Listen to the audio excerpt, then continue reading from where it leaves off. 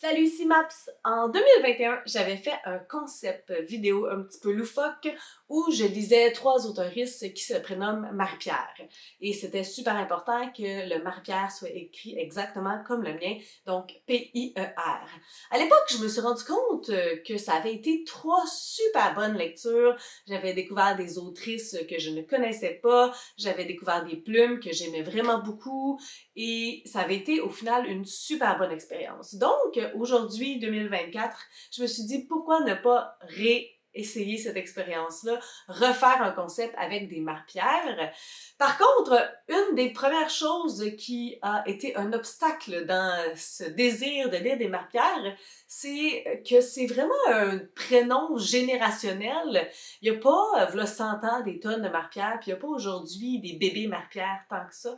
Donc, c'est vraiment les personnes dans ma tranche d'âge. Il n'y a pas beaucoup d'auteuristes qui se nomment Marie-Pierre et c'était pas facile d'en trouver des romans adultes. Donc, j'ai trois autrices aujourd'hui que j'ai lues, dont je vais vous parler. Mais je pense que je pourrais pas faire une troisième vidéo avec des Marie-Pierre parce qu'il y en a pas.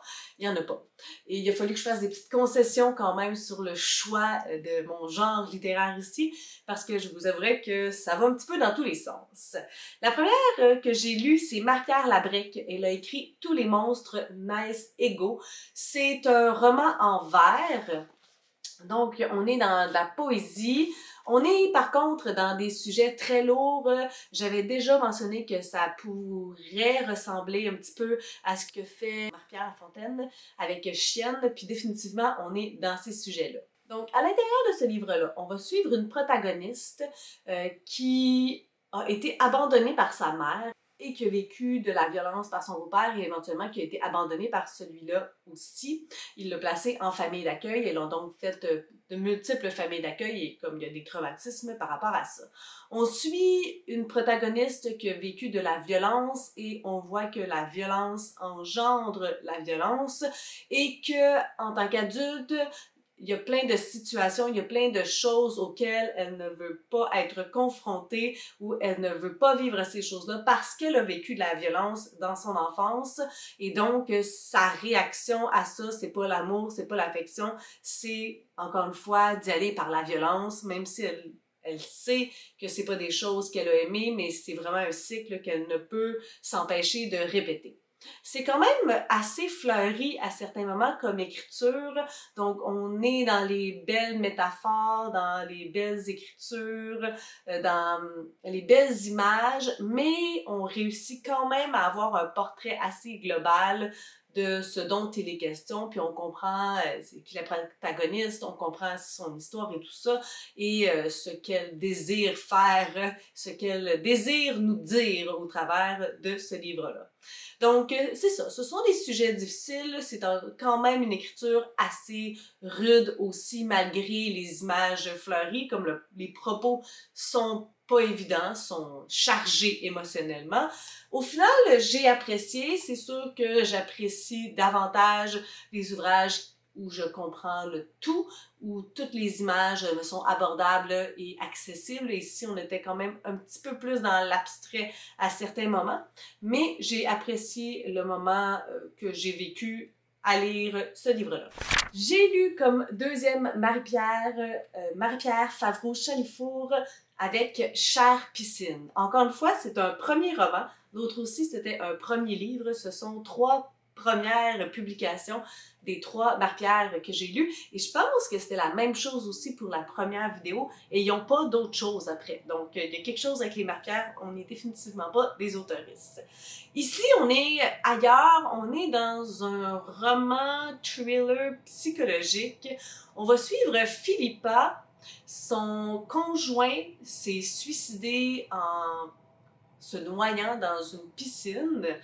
Et là, elle revient à la maison où ils habitaient ensemble et elle parcourt les pièces. On comprend pas trop le but, on comprend pas trop ça fait combien de temps que tout ça, ça s'est passé. Puis on découvre aussi au fur et à mesure qu'elles se promènent dans la maison leur histoire avec des bribes du passé.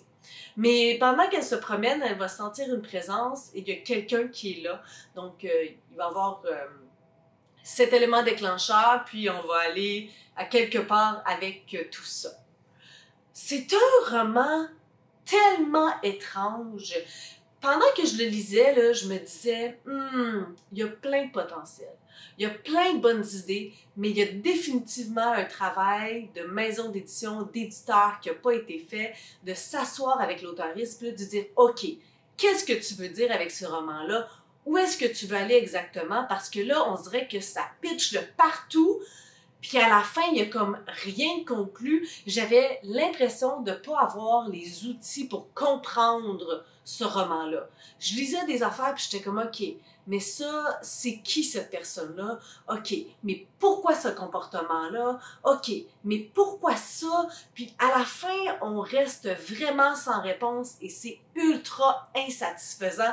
La moyenne de ce livre-là sur Goodreads, elle est atroce. Et je peux comprendre pourquoi. C'est pas parce que c'est mal écrit, c'est pas parce que c'est une mauvaise histoire, mais c'est parce que c'est éparpillé, puis au final, on va nulle part avec ça. Donc, c'est très insatisfaisant comme lecture. C'est très perturbant. On comprend pas qui est exactement Philippa. On se demande si c'est une narratrice non fiable. On sait qu'elle a été victime de violences conjugales par son conjoint. Elle, on n'est pas trop certain de sa santé mentale. Est-ce que elle est stable? Est-ce que c'est une personne qui est correcte? Est-ce que c'est maintenant que là, sa santé mentale est en dérive? On a tellement de questions, puis c'est le fun d'avoir un personnage non fiable, mais c'est le fun de savoir, tu sais, puis d'être dans sa folie.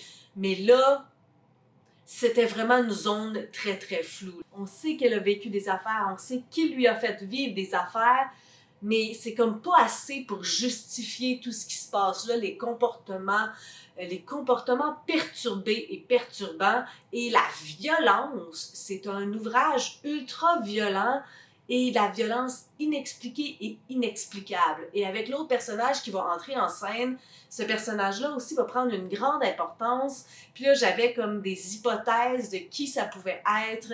Puis encore une fois, comme il n'y a aucune explication par rapport à ça, il n'y a aucune explication par rapport à qu'est-ce que cette personne-là fait dans cette maison-là et la relation et pourquoi cette personne-là va vouloir que Philippa fasse ça. Donc, c'est juste comme un tas de que c'est.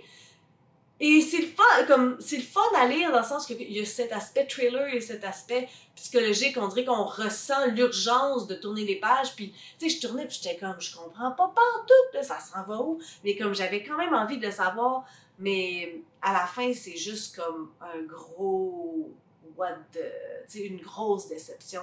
Donc, beaucoup de potentiel, je trouve, pour cette autrice-là, mais on a oublié de recadrer, on a oublié de donner des clés pour ouvrir les portes, pour comprendre le langage de l'autrice, puis à la fin, c'est juste méga décevant. Le troisième ouvrage, on ne pourrait pas faire plus différent d'un thriller psychologique complètement what the huh, avec une chick lit, mesdames et messieurs, quand tout ne se passe pas comme prévu de Marie-Pierre Hesnault. Là, je vous disais, c'est ça, hein, j'avais de la misère à trouver d'autres Marie-Pierre, puis tout ce que je trouvais, c'était la chick lit. Celle-là, ça me semblait peut-être la prémisse qui me collerait peut-être le mieux à la peau. Vous savez que je suis ultra, j'allais dire froide, pas friande des chick lit, c'est rarement un contenu qui me parle, même si les protagonistes ont mon âge la plupart du temps, je ne vois pas les comportements comme quelque chose de plausible pour des trentenaires. Et c'est pas parce qu'ils on peut avoir du fun, mais on fait quand même pas le party de la même façon à 30 ans qu'à 17 ans, on n'a pas les hormones qui jouent de la même façon, donc c'était ça mes grandes inquiétudes. La prémisse de ce livre-là, en fait, Lucie va se faire charger par sa grand-mère de retaper le chalet familial qu'elle a acheté. Donc, sa grand-maman, ça faisait des années qu'elle était avec son mari, puis il est décédé assez subitement. Elle a acheté un chalet énorme pour que toute la famille puisse passer, par exemple, le temps des fêtes ensemble, avec des sections pour chaque sous-famille. Et Lucie, là, actuellement, en janvier, elle est comme dans une pause, elle est en communication, il me semble, donc elle est pigiste, et en janvier, elle a comme une pause, elle n'a pas vraiment de contrat, donc ça tombe super bien, sa grand-mère est comme, ben, tu sais, pour le mois de janvier, tu pourrais m'aider à le retaper, puis tout ça, ça serait comme ton projet, puis ça nous ferait quelque chose comme un petit bond ensemble, un petit lien et tout ça. Donc, pour Lucie, c'est bien correct. Elle ne se considère pas la personne la meilleure pour prendre des grosses rénovations comme ça, mais elle sait s'entourer de personnes qui peuvent le faire.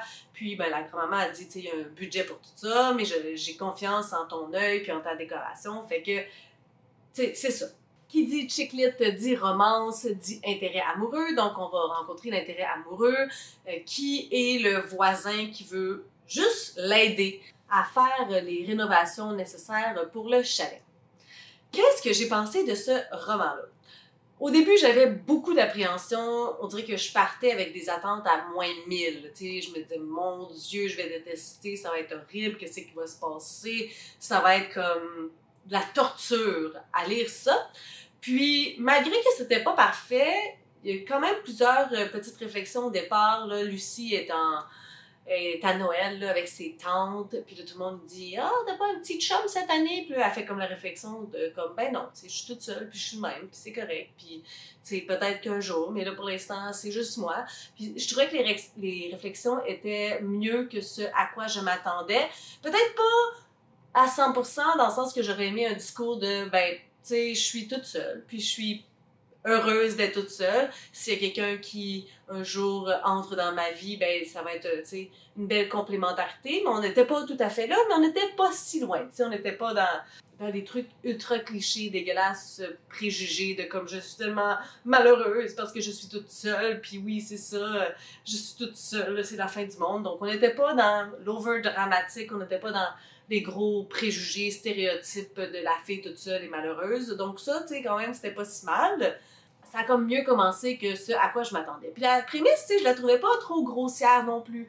Je la trouvais pas irréalisable non plus, tu sais, que la grand-mère, avec toutes les composantes qu'on avait, qui lui donne un petit peu ce mandat-là, puis pourquoi c'est elle, puis tout ça. Tu sais, je trouvais que c'était plausible, et ça me plaisait. Puis l'intérêt amoureux aussi, ça fonctionnait, tu sais, c'était comme...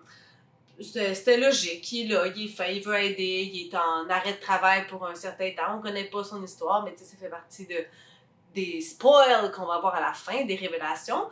Mais, tu sais, comme le contexte complet, je trouvais pas ça grossier, je trouvais pas ça trop, comme avec son âge, avec son métier, avec la manière qu'elle est, pis tout ça, ça m'allait, ma foi, assez bien. Fait que, tu sais, j'avais lu à peu près la moitié, puis j'étais comme, ça se lit vite, ça se lit bien, c'est agréable, c'est léger, c'est rare que je lis des trucs comme ça, mais ça va.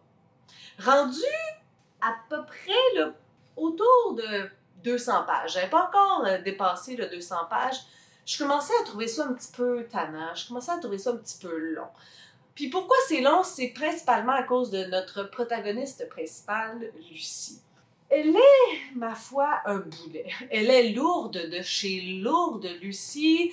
Puis je sais qu'on nous martèle son historique, que son ex a été le seul vrai homme dans sa vie, sa seule vraie relation, puis qu'il l'a trompée. Tu sais, elle a peur de s'engager parce qu'elle s'est déjà fait tromper une fois, mais en même temps, tu sais, on dirait qu'elle agit comme un personnage qui a été trompé à toutes les relations de sa vie, fait qu'à toutes les fois qu'elle voit un gars, c'est comme un gros warning de comme, c'est un salaud, alors que, tu sais, ça y est arrivé une fois, je sais que c'était sur une relation, fait que c'est une statistique de 100%, mais quand même, on peut peut-être remettre en perspective que comme c'est arrivé juste une fois puis que t'as pas eu d'autres relations dans tout ça. Fait que je trouve qu'elle est tout le temps en train de gueuler après l'intérêt amoureux. Elle est tout le temps en train de dire qu'il est condescendant, qu'il est arrogant.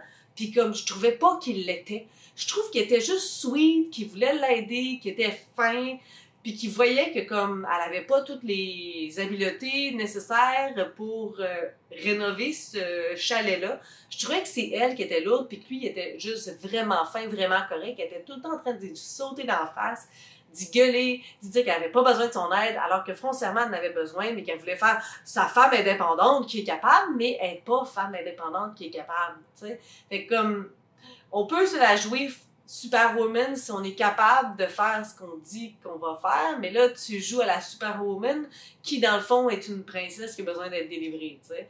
Ah, je l'ai trouvée insupportable, Lucie. Je la trouvais tellement insupportable qu'à la fin, je trouve même pas qu'elle le mérite.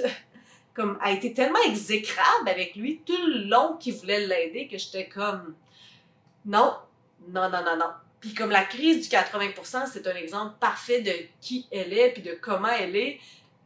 Oui, c'est sûr que c'est la miscommunication, puis de faire des suppositions. Hein, les accords de Toltec nous ont appris de ne pas faire des suppositions. Et c'est exactement ça qu'elle fait. Elle prend même pas le temps de le laisser s'expliquer, qu'elle saute d'en face, puis qu'elle dit que c'est un, tu sais, c'est un ci, c'est un ça, puis t'es comme... Arrête, là, c'est juste gênant pour toi, elle est juste gênante. Puis c'est ça le problème aussi, c'est que je trouve que ces personnages-là, lorsqu'ils sont comme ça, c'est juste trop gros. Ça existe sûrement, là, des personnes comme ça, mais c'est pas un gars de même qui va être avec une fille de même dans la vraie vie, là. Comme une fois, deux fois, puis elle t'arrête pas, là, comme... C'est plus attirant. T'es plus attirant physiquement lorsque c'est ça ta personnalité. Ça a été ça mon gros bémol, comme ça se lisait, ma foi, assez bien, mais c'était vraiment pénible pour la protagoniste principale. Donc, un bilan pas mal moins positif quand même que la première fois que j'ai eu des marpières, mais l'expérience en valait la chandelle. Est-ce que vous avez déjà lu des autoristes qui partagent votre prénom? Si oui, comment s'est passée cette expérience-là ou comment se sont passées ces expériences-là? Sur ce, ben, on se dit à la prochaine. Si vous avez des suggestions, des critiques, des commentaires, n'hésitez pas à le faire en dessous de ma vidéo. Je publie une vidéo le samedi. Si vous avez aimé cette vidéo, n'hésitez pas à mettre un petit pouce, à vous inscrire à ma chaîne. Et sur ce, je vous souhaite de bonnes lectures.